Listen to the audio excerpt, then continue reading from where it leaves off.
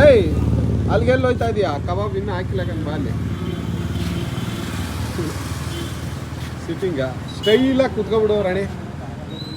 ರಾಣಿ ಕಾಲು ಮುಂದೆ ಹಾಕು, ಕಾಲು ಮುಂದೆ ಹಾಕೆ. ನೋಡ ಹೇಳದ್ ಮಾತು ಕೇಳಲ್ವಲ್ಲ ನೀನು. ಕಾಲ್ ಮೇಲೆ ಕಾಲು ಹಾಕು. Beautiful figure. ರಾಣಿ ತಿರುಕಡೆ ಏನು ನಗರ್ತಾ ಬಿದ್ದವಳು.